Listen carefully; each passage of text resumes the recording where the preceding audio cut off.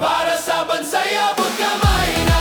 Chelsea Fernandez, corona ng pag-asa. Sa Miss Cosmo, Pilipinas ay makikilala. Siyang matalino, puso sa serbisyo dala.